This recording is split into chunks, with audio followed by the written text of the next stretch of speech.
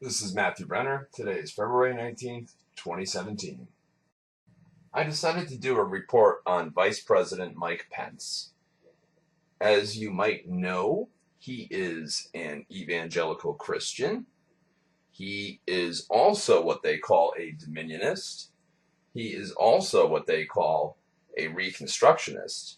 You might be asking, well, what is a Dominionist? What is a Reconstructionist? I actually had to look into it a little bit, but I thought I would present some of that information to you. Firstly, let's start off with, on the campaign trail, what did he have to say to voters? What did he present himself as? Let's start there. I know every one of us has our own story about how we came to faith. For me, I was raised in a family where faith was important. Church on Sunday, grace before dinner. But my faith became my own when I made a personal decision to trust Jesus Christ during the spring of my freshman year in college.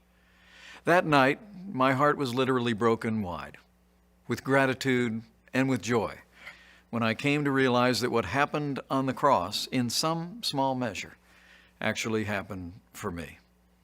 And I know all of you in the room share that same passion and that same sense of gratitude for what was done on our behalf. Years later, my faith has been tested, relied on more times than I could possibly count. All I know for sure today is I need him more than ever. And he's really the center of my life and the center of my family's life. Here's an interview David Pakman did with Rachel Tabachnik on that particular segment of the religious right that should start to paint a picture of what this guy, Vice President Mike Pence, is all about. Rachel Tabachnik is a researcher, writer, and speaker on issues pertaining to the impact of the religious right on policy and politics. Great to speak with you, Rachel. Thank you. So let's start at the beginning here. Tell me a little bit about NAR. What do those letters stand for, and what is this movement? New Apostolic Reformation.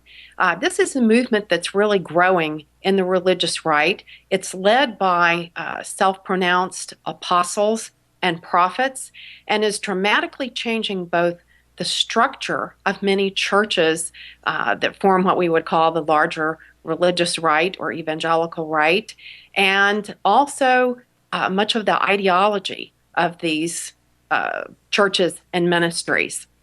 The major factor about this movement is that they believe that they have to take dominion over government and society before Jesus can return, which is a very different idea than has been popular in American fundamentalism for many generations, where it was believed that the true believers would be taken from the earth before the end of time and before Jesus' return. Right, so that latter part would kind of be like this rapture idea, right? Which is Yes, at a certain exactly. point, there will be a selection made, so to speak, and some people will be able to live for eternity, presumably, in heaven, and then everybody else will perish. Is that roughly accurate?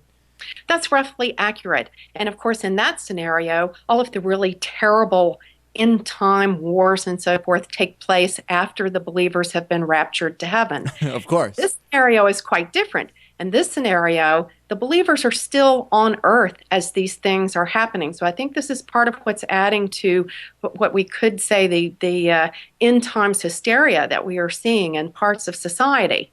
So the believers will be left on the earth in order to fight evil and to fight the Antichrist themselves. So part of this change with the New Apostolic Reformation is the idea that these believers must take control over society and government themselves before Jesus can return.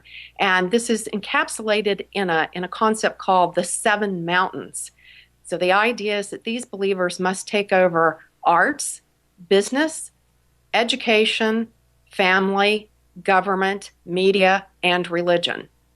Now here's Frank Schaeffer of the New York Times on the Reconstructionist aspect of Dominionism. It's actually a little scary.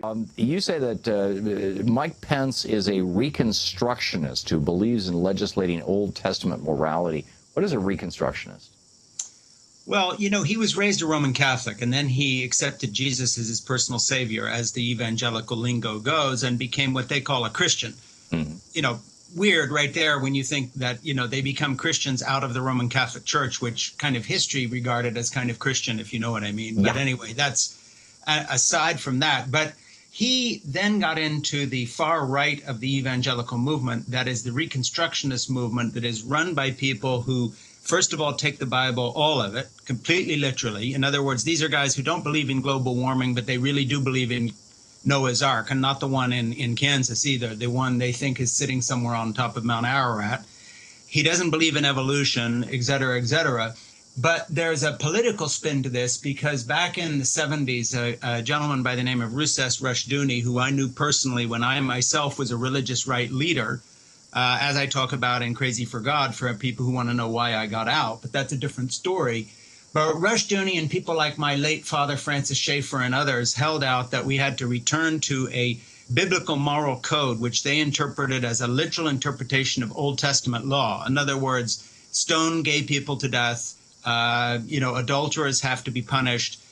All these things that you read about in the Old Testament that most Christians through history, even in the Middle Ages, did not take as a literal instruction to Christians. But Rushdoony, for instance, talked about hanging gay people, and this would be correct. And the equivalent, of course, today is ISIS and the radical Islamic movement that came out of the Wahhabist movement from Saudi Arabia. So there's an equivalent in other religions. But what surprises people is to learn the influence, not directly on the American people, but through leaders like Pence, through people like the late Chuck Colson, who was Nixon's hatchet man and also became a Christian and a Reconstructionist.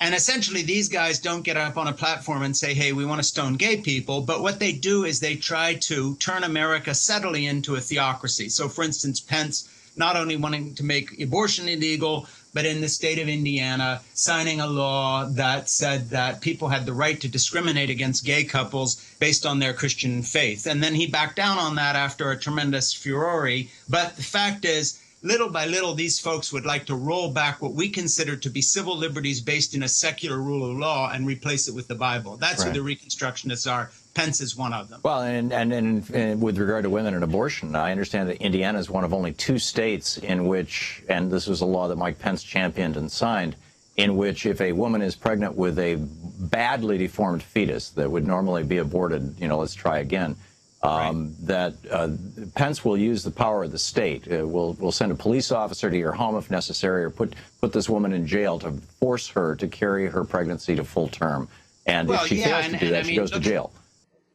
So, here are my final thoughts. For everybody that's crying and screaming to impeach Trump, or for everybody that wants to see the man assassinated, I mean, we could have him or we could have Pence. The shadow government and the deep state clearly want him gone. But with Donald Trump, we might have a nationalist, but we don't have a religious zealot that believes in the end times, that's a crazy evangelical, that's a Reconstructionist. Yeah, he might be a loudmouth calling out the fake media and everything else, and he has his beliefs, but I truly am inclined to believe we are better off with this man. Like this video, share this video, comment on this video, subscribe to my channel. This is Matthew Brenner.